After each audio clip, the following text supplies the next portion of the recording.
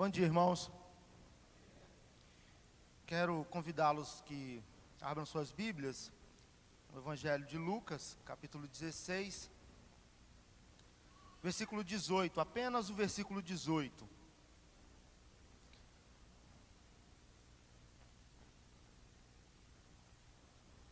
Lucas, capítulo 16, versículo 18.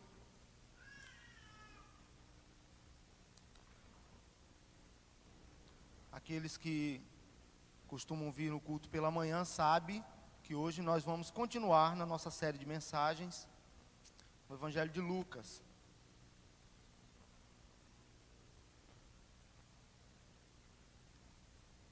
Nós podemos ler todos juntos o versículo 18. Leiamos. Quem repudiar sua mulher e casar com outra, comete adultério. E aquele que casa com a mulher repudiada pelo marido, também comete adultério. Amém. Santo Deus, obrigado pela palavra do Senhor. Palavra que chega a nós e revela a nós, discípulos do Senhor, a tua vontade. O nosso desejo e a oração que fazemos nessa hora é que o Senhor silencie o nosso coração, nos dê a concentração que precisamos para perceber, entender, compreender e colocar em prática a mensagem do Senhor para as nossas vidas.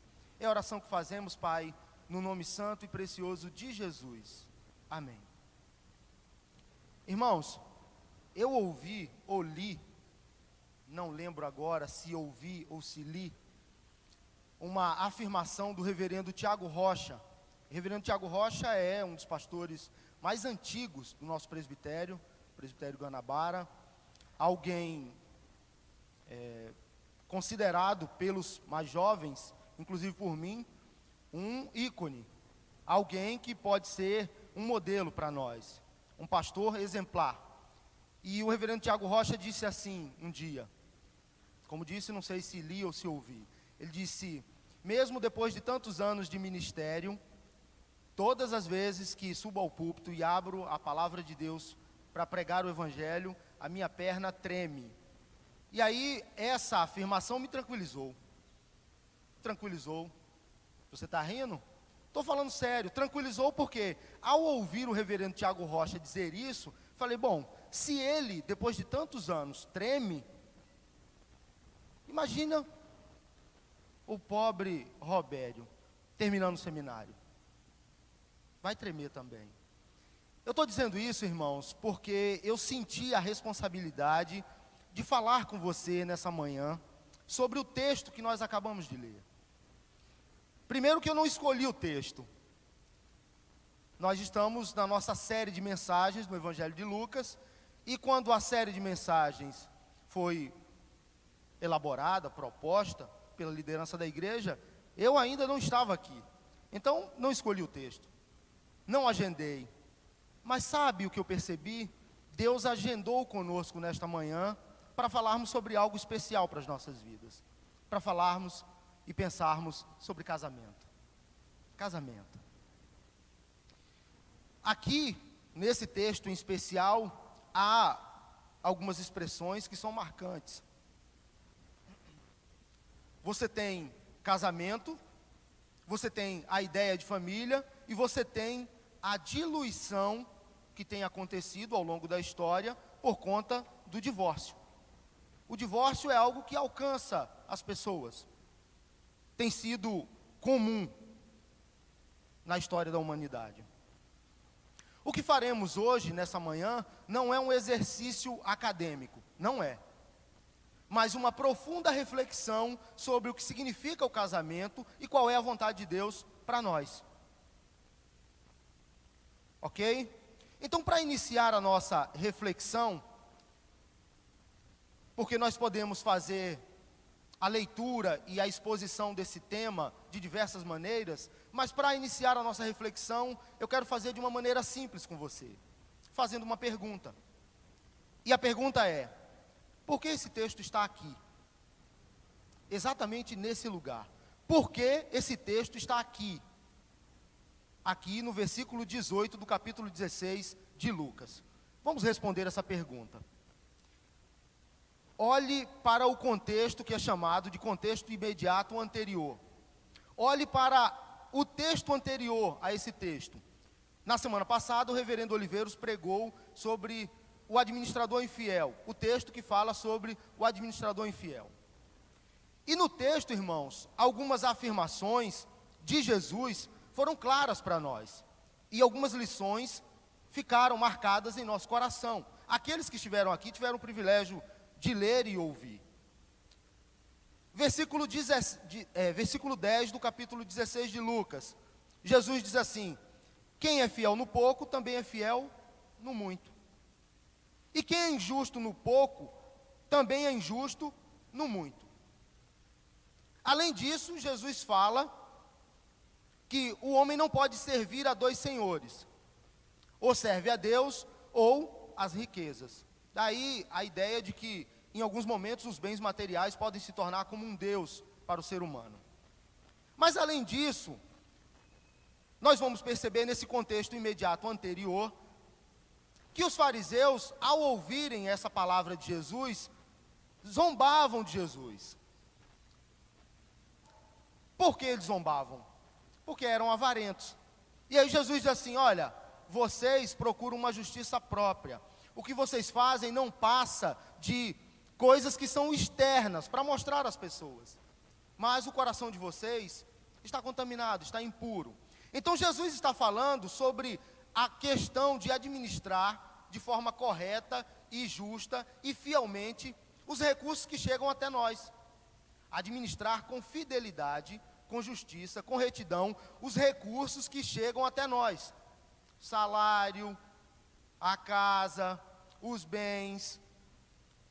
Administrar com justiça, com fidelidade e com retidão, o trabalho, tudo isso.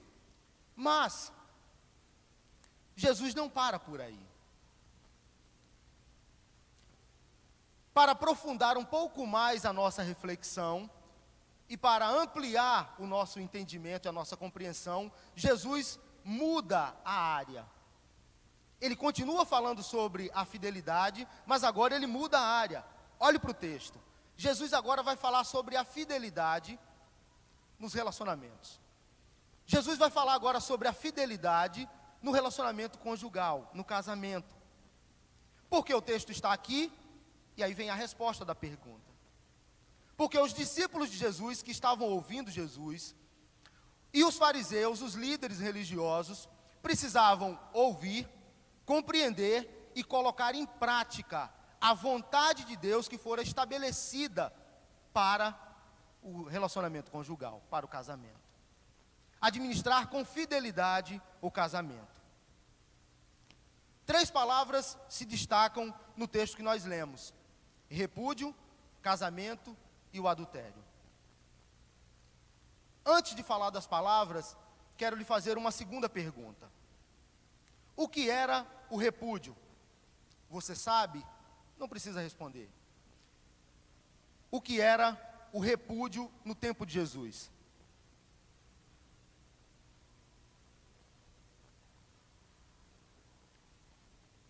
O repúdio era, irmãos, uma das principais causas de divórcio no tempo de Jesus. A interpretação da lei no primeiro século estipulava que um homem podia repudiar a sua mulher, podia se divorciar da sua mulher, da sua esposa, se encontrasse nela coisa impura, indecente. E aí a base para essa interpretação era Deuteronômio 24, a partir do versículo 1. Mas, por causa dessa interpretação, e com essa interpretação surgiram alguns rabinos, alguns mestres, que se destacavam no primeiro século. Alguns nomes: o primeiro deles, o rabino Hilel. Esse rabino ensinava que um homem podia repudiar a sua esposa, podia se divorciar da sua esposa, se ela, atenção, se ela estragasse o jantar. A mulher colocou a comida no fogo, passou do ponto, queimou. O rabino, um mestre da lei, dizia que o homem podia dar a carta de divórcio para a mulher. O negócio era sério, né? O negócio era sério. Além desse rabino, tinha outro. Agora o rabino Aquiba. Nome bonito para você botar em filho. Aquiba dizia que se o homem estivesse andando na rua e encontrasse uma mulher que ele julgasse ser mais bonita do que a mulher dele, ele podia repudiá-la, dar a carta de divórcio. Os mestres da lei, os rabinos, ensinavam isso para o povo de Israel. Então assim, casou, achou alguma coisa na mulher que não agrada, a mulher engordou alguns quilinhos, pode dar carta de divórcio. A mulher queimou a panela, pode dar carta de divórcio. Ronca de noite, carta de divórcio. É isso aí. Acordou tarde, carta de divórcio. Dorme tarde, carta de divórcio. Pode divorciar por qualquer coisa. Essa era a mentalidade, irmãos. Essa era a mentalidade. Sabe qual é a conclusão que nós podemos chegar? Que muitos dos homens, inclusive os fariseus, os líderes religiosos, banalizaram o casamento. Não entenderam qual era a proposta de Deus desde o princípio. E tratavam o casamento de forma descartável. Não deu certo? Pode separar. Pode separar. E aí Jesus vem e diz assim, não, negativo. Vocês não entenderam qual é a proposta de Deus. O repúdio até pode acontecer, o divórcio até pode acontecer, mas no caso de infidelidade conjugal, no caso do adultério.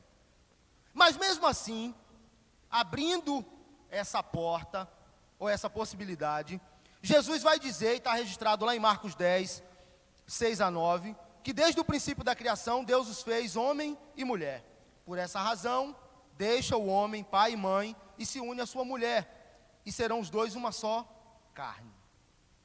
Assim, já não são dois, mas apenas um só. Um só. E o que Deus uniu, não separe o homem.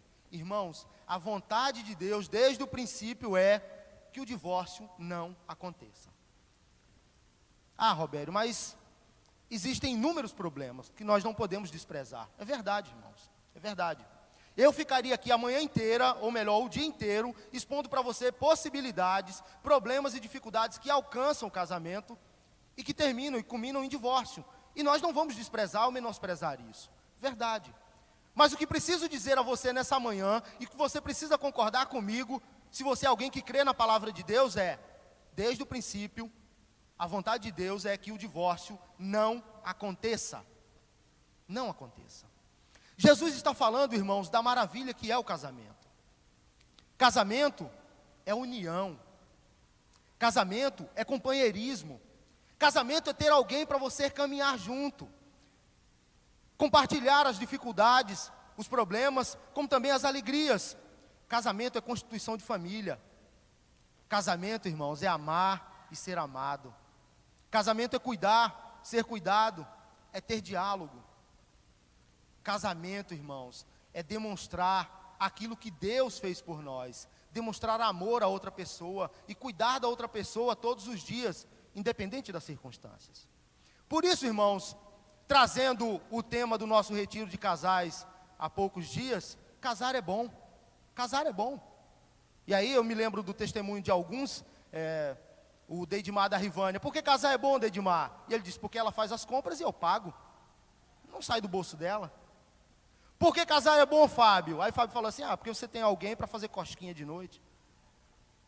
Por que casar é bom, Wallace? E aí a Márcia começou a falar, casar é bom porque tem alguém esperando você e tal, e o Wallace lá atrás assim, não é não, não é não. Mas irmãos, casar é bom, casar é bom. Há tantas coisas boas que acontecem no casamento, mas há de fato dificuldades também. Pergunte a Ivanilde depois, quanto trabalho eu já dei para ela, quantas coisas erradas eu já fiz. Irmãos, são tantas, já dei tanto trabalho, ainda dou ainda de vez em quando, né? Mas já melhorei um pouquinho. Casamento é bom, irmãos, casamento é bom. Casamento também é, como diz a própria palavra de Deus para nós, fazer votos e honrar os votos. E isso é sério. Na alegria e na tristeza, quando nós proferimos isso e concordamos com isso, significa que nós temos a plena convicção de que não são apenas momentos de alegria. há momentos de tristeza também. E aí é no momento de tristeza que nós precisamos caminhar juntos. Na riqueza e na pobreza, há tempos que você tem os recursos. Há tempos que você pode sair com a sua família e comer um lanche no McDonald's. Não, McDonald's não, que não é muito saudável, né? Comer em algum lugar que seja mais saudável. Mas há tempos em que você precisa se preparar, porque é tempo de escassez. E no casamento, os dois, marido e mulher, passam pela adversidade juntos. Saúde e doença, irmãos. Na saúde está tudo muito bem, todo mundo novinho, cheio de saúde, cheio de vigor. Mas chega uma hora, irmãos, que a doença vem, que as limitações vêm. Pergunte para a Ivanilde o que é que eu falo para ela quando eu saio para caminhar. Chego em casa e falo assim, parece que eu vou morrer, não aguento mais. Daí o motivo ontem no vôlei, né, não aguentar fazer muita coisa. Não tem mais condições. As limitações vêm, irmãos, as doenças vêm. Mas pense comigo, na saúde nós podemos caminhar juntos, compartilhar juntos, desfrutar do casamento de uma maneira maravilhosa. Mas e se a doença vier? E se eu ficar doente? Ivanilde vai me deixar e casar com outro? E se ela ficar doente? Eu devo desprezá-la porque ela não atende mais às minhas expectativas? Isso não é casamento, irmãos. A vontade de Deus e a proposta de Deus é que caminhemos juntos, independente das circunstâncias. Essa é a vontade de Deus. Em nossos dias, o que nós podemos concluir e perceber é que os homens, e aí eu digo de um modo geral, nós estamos sujeitos a isso também, mas de um modo geral os homens e as mulheres têm cometido os mesmos erros dos escribas, dos fariseus, das pessoas no primeiro século. Têm tratado o casamento de forma banal. E aí mais uma vez eu reforço, é claro que há problemas, há dificuldades, e nós não estamos aqui para desprezar isso. Mas o que nós precisamos ter em mente é que desde o princípio, a vontade de Deus para as nossas vidas é que o casamento seja duradouro, permanente, até o fim. Até o fim, irmãos. Aí nos leva a uma terceira pergunta. Pense comigo. Nós perguntamos por que o texto está aqui e respondemos. Perguntamos qual era ou quais eram as principais causas de divórcio e entendemos que o repúdio era uma das principais no tempo de Jesus. Mas quais as principais causas de divórcio nos nossos dias? Quais? Você sabe? Muito se fala sobre incompatibilidade de gênios. Essa é uma das principais. Um quer fazer uma coisa e o outro quer outra. Um gosta de vermelho e o outro gosta de azul. Um quer um carro preto e o outro quer o carro branco. E tudo isso pode gerar e terminar em divórcio. Incompatibilidade de gênios. Mas há também outros motivos que se destacam. Monotonia, rotina, falta de diálogo, superficialidade, infidelidade conjugal, compromissos que se tornaram descartáveis. As principais causas de divórcio nos nossos dias.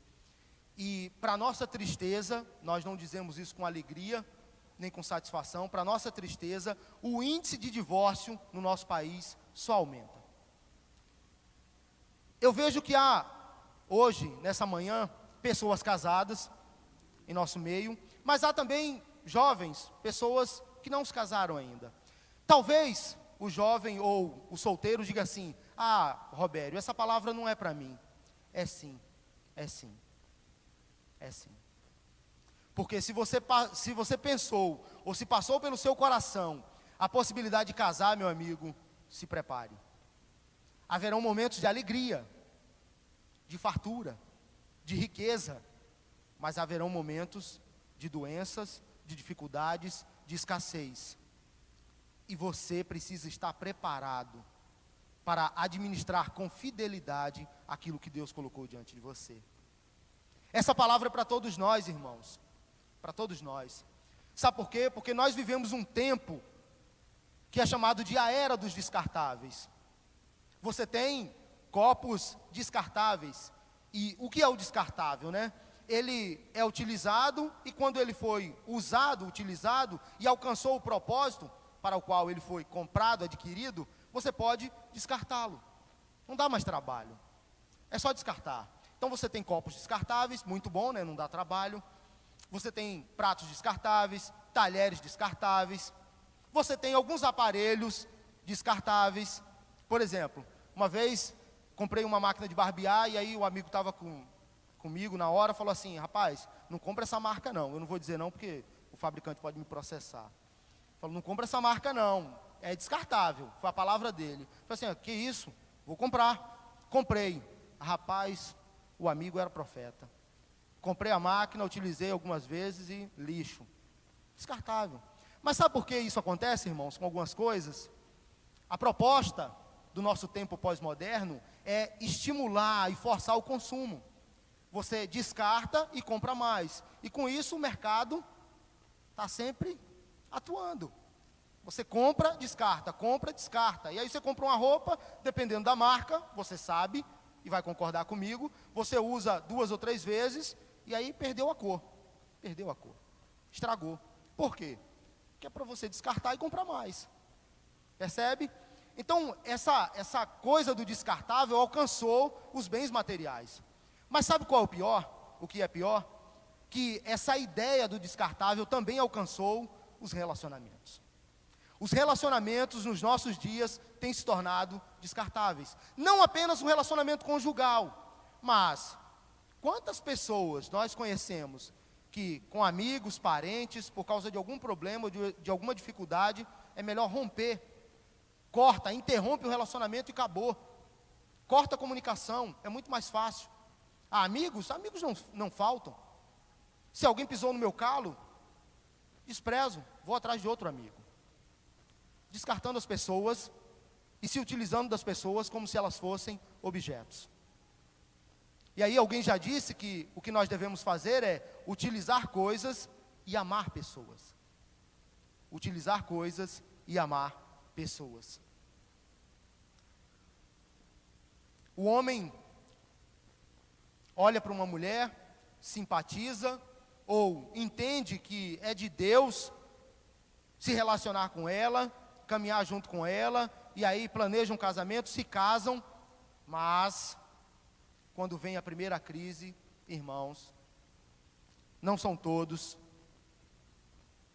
que sustentam o casamento até o fim. E aí é a mesma coisa do primeiro século. A comida não está boa, está salgada?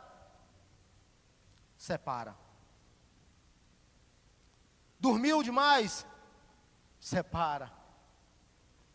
Ganhou alguns quilinhos, o que é comum, irmãos, após o casamento.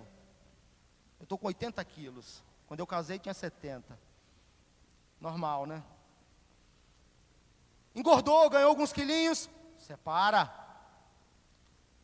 Fez algumas coisas que não deveria? Separa. Irmãos, essa não é a vontade de Deus para o relacionamento conjugal. E qual é a vontade de Deus para o casamento? Como disse desde o princípio, a vontade de Deus é que administremos de forma fiel, leal, aquilo que foi colocado diante de nós. Isso significa, irmãos, fidelidade. Sim, a palavra é fidelidade. Falar de fidelidade e da sua importância, nesse momento, para nós parece que é algo assim, vamos falar apenas de fidelidade no casamento, mas não é. Nós devemos ser fiéis e leais em tudo aquilo que Deus colocou diante de nós. Em tudo aquilo que Deus colocou diante de nós para administrarmos. Isso inclui o casamento. Administrar aquilo que Deus colocou diante de nós, com fidelidade, com lealdade, com retidão, honrando os votos que foram feitos diante do Senhor. Na alegria e na tristeza. Na saúde e na doença. Na riqueza e na pobreza, com carro ou de BRT, gordo ou magro, com cabelo ou careca. Todos juntos. Irmãos, há um pastor nos nossos dias, pregando em muitos lugares, e ele é muito conhecido, o Cláudio Duarte, e ele fala algumas coisas que acaba sendo engraçado, mas é verdadeiro. Ele disse assim: olha, se aqueles que estão solteiros, se querem encontrar o par perfeito, eu preciso lhe dizer uma coisa: não tem príncipe encantado, nem a princesa, não tem, ninguém é perfeito. Todos nós engordamos, roncamos à noite, todos nós fazemos xixi e outras coisas, prefiro não dizer, mas todos nós, ninguém é perfeito. E aí, se você está em busca de uma pessoa que é perfeita e você encontrou, deixa ela em paz. Deixa ela em paz. Isso é sinal de que não tem ninguém perfeito, né? Ninguém é perfeito. Administrar com fidelidade os votos que foram feitos diante de Deus e da igreja. É ter a sabedoria, irmãos, e estar diante de Deus com predisposição para dizer assim: Senhor, eu quero, estou disposto a amar Ele ou ela, honrando aquilo que eu me propus a fazer diante do Senhor. Na alegria, na tristeza, na saúde, na doença, na riqueza, na pobreza, em todos os momentos. Isso dá trabalho? Muito. Isso é fácil? Claro que não. Mas ainda assim, irmãos, com todas as dificuldades que são apresentadas no casamento, casamento é algo de Deus. Casamento é bênção de Deus para as nossas vidas, porque desde o princípio, Deus fez homem e mulher para que eles caminhassem juntos. Deus criou todas as coisas, irmãos. Isso está registrado em Gênesis capítulo 1.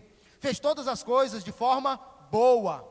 Fez o homem à sua imagem e semelhança e deu ao homem a capacidade de gerenciar e administrar com fidelidade tudo aquilo que foi criado. O homem olhava, cuidava de toda a criação, mas a palavra diz que lhe faltava algo.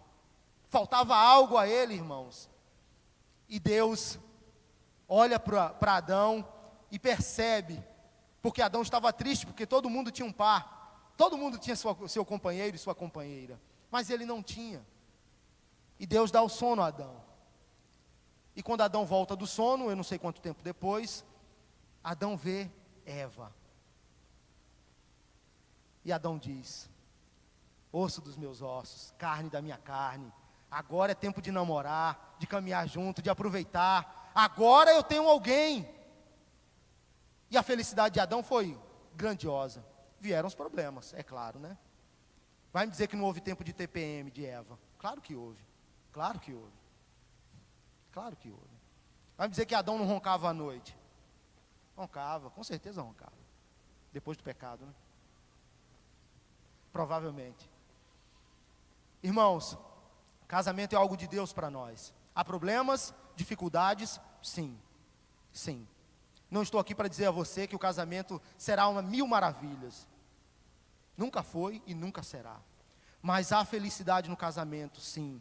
Quando nós estamos dispostos a promover a felicidade do outro.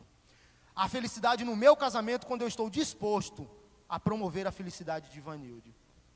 A infelicidade e problemas no meu casamento quando eu estou disposto a que Ivanilde faça apenas a minha vontade. Aí há problemas, aí há dificuldades, aí há dureza de coração. Há momentos em que eu preciso ceder, há momentos em que ela precisa ceder. Verdade, viu? Verdade. Há momento em que nós precisamos ceder. Nós precisamos olhar para o outro, entender o questionamento do outro, o problema do outro, as limitações do outro e dizer assim: eu vou caminhar com ela, eu vou caminhar com ele. Eu estou disposto a isso, até o fim, até que a morte o separe. Até que a morte o separe. Fidelidade. Administrar com fidelidade aquilo que Deus colocou diante de nós. Administrar com fidelidade o relacionamento conjugal. Fidelidade, irmãos, é algo que vem de Deus, e a prática dela é resultado de uma vida no Espírito. Uma das virtudes encontrada no fruto do Espírito é fidelidade. Amor, alegria, paz, longanimidade, benignidade, bondade, fidelidade, mansidão e domínio próprio. Fidelidade é resultado de uma vida no Espírito. Agora, faça uma pausa. E se o divórcio acontecer? Talvez seja essa a pergunta que você se fez. No texto que lemos, se alguém repudiar a sua esposa e se casar com alguém, comete adultério. E a repudiada, se casa, comete adultério. E nos nossos dias, se alguém separa e se casa novamente, é um pecador eterno? É alguém que nós precisamos apontar o dedo e dizer: você errou, você está em pecado, Deus vai rejeitar você? É isso, irmãos? Deixa eu lhe contar uma experiência que tive há alguns anos. Eu tenho um amigo que caminhamos juntos por muitos anos. Agora estamos um pouquinho mais distante por questão de tempo, propósito e tantas coisas. Mas um amigo que teve um problema no seu relacionamento e que terminou com o divórcio. Terminou com o divórcio. E você certamente conhece alguém que já se divorciou. E um dia separamos um tempo para conversar sobre o problema dele, porque ainda estava vivendo o problema, depois de separado. E a palavra dele para mim foi: eu estou preso emocionalmente a ela. Não sei se tenho condições de partir para um novo relacionamento. E depois de tantas conversas, tantas coisas, é claro que em alguns momentos, porque ele é crente também, ele disse: eu sei, ninguém precisa me dizer, eu sei que errei. Eu sei que o divórcio é pecado, ninguém precisa me dizer isso. As pessoas olham para mim hoje como se eu fosse alguém com lepra. Eu não posso me aproximar de algumas pessoas. Eu sou tratado com indiferença porque me divorciei. Irmãos, eu me compadeci dele naquele momento. Porque às vezes eu, Robério, sou tentado a fazer isso. A chegar para a pessoa e dizer: você pecou, se tornou a partir de agora um pecador eterno. Mas sabe qual é a pergunta que eu me faço? E eu quero que você se faça também. Quero que você faça também. Quem nos constituiu juízes diante das pessoas? Deus nos colocou como juízes? Quem disse que nós temos que apontar o dedo e mostrar o erro e o defeito das pessoas? Elas já sabem, irmãos. E elas, mais do que ninguém, estão sofrendo por conta do problema conjugal. Elas não precisam disso. Não se tornaram pecadores eternos. Deus pode restaurar a vida delas, o casamento delas. Deus pode dar a elas uma nova família e uma nova oportunidade de administrar com fidelidade a família. Deus pode dar a elas uma nova oportunidade de caminharem juntas e honrarem os votos que foram feitos diante de Deus e dos homens. O nosso trabalho é orar para que a vida dessas pessoas sejam restauradas. Talvez hoje você esteja passando por uma dificuldade como essa. Talvez hoje você esteja pensando no divórcio, ou talvez você já tenha passado por isso. O que quero dizer a você nessa manhã é: Deus perdoa, Deus restaura, e a vontade de Deus é que homem e mulher jamais se separem depois do casamento. Deus é um Deus restaurador, irmãos. A vontade dele para nós é a nossa felicidade. A vontade dele para nós é que caminhemos de modo feliz, desfrutando das maravilhas do casamento e desfrutando da sua vontade. Essa é a vontade de Deus para nós. Por isso, se você conhece alguém ou encontrar alguém que está passando por um problema conjugal, a primeira coisa que você deve fazer é estender o ombro amigo, caminhar com essa pessoa, dar conselhos. Quem sabe o casamento pode ser restaurado novamente. Quem sabe? Esse é o nosso trabalho. Paulo disse em 1 Coríntios 7, 10 e 11, divórcio é errado. Eu estou parafraseando. Mas se ele for inevitável, se ele acontecer, que a pessoa não se case novamente. Não se case não. Você já teve problemas, já teve dificuldades com o primeiro ou com o segundo? Não se casa não. Sabe por quê? E aí, por mais que seja engraçado dizer isso, é verdadeiro. Porque, irmãos, vai se casar novamente achando que os problemas que aconteceram no passado não vão acontecer. Mas isso é mentira. Nós somos imperfeitos. Vai se casar novamente achando que não vai passar pelos mesmos problemas que teve no passado. Mas vai passar. Vai passar. Porque ele ou ela é imperfeito. Ele ou ela vai emagrecer ou vai engordar. Ele ou ela vai ter carro ou vai ter que andar de um ônibus. Ele ou ela vai ter cabelo ou a calvície vai chegar. Ele ou ela dorme como um príncipe ou como uma princesa, mas ronca à noite. Ele ou ela são imperfeitos. Por isso Paulo diz, olha, não casa não. Não casa não. Mas e se o casamento acontecer? Honre com fidelidade os votos que foram feitos diante de Deus e dos homens, até que a morte os separe. Irmãos, eu quero concluir. Em tudo isso, em tantas coisas que foram ditas e pensadas nessa manhã, Jesus nos mostrou a importância da fidelidade. Administrar com fidelidade não apenas os bens materiais, mas o relacionamento conjugal também. E isso não deve ser como algo externo, como eram a justiça dos escribas e fariseus. Não. Isso deve ser algo interno, porque casamento é uma aliança feita no coração. Casamento é uma aliança feita no coração. Não importam as circunstâncias. Se foi feita uma aliança no coração, nós passaremos juntos até o fim, independente das circunstâncias. Essa é a lição de Jesus para nós hoje. Jesus nos mostra que o princípio da fidelidade é muito mais profundo do que uma simples conformidade exterior. É uma aliança que foi feita no coração. Por isso o casamento é uma instituição divina e não humana. Qual é o desafio para mim e para você hoje? Nós, casados. O desafio não é fácil, mas é possível. Nós vamos renovar os nossos votos hoje, diante de Deus e diante do nosso cônjuge. Renovar os votos e dizer, eu estou disposto a caminhar com você até o fim, na alegria e na tristeza, na saúde, na doença, na riqueza, na pobreza, nos problemas, nas dificuldades, em todos os momentos, independente das circunstâncias. Eu estou disposto a renovar os meus votos diante de Deus e com você. Eu quero pedir e desafiar você a fazer isso. E a você, solteiro, eu estou livre do voto, por enquanto. Mas se você pensa em casar, meu amigo e minha amiga, é melhor que você pense hoje sobre o privilégio, sobre a bênção que é o casamento, mas pense também sobre a responsabilidade. E faça hoje, diante de Deus, o voto. Senhor, não conheci ele ainda.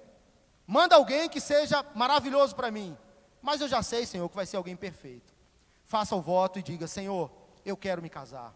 E quero honrar os meus votos até o fim, independente das circunstâncias. Para isso, irmãos, é aquela famosa oração de Lutero, que Deus nos ajude. Nós não temos condições de honrar por nós mesmos, mas com o cuidado de Deus, com a ajuda de Deus, com o favor de Deus sobre as nossas vidas, nós podemos caminhar até o fim, honrando todos os votos que foram feitos diante dele e diante dos homens. Que Deus nos ajude e nos abençoe, para a glória do seu nome. Amém.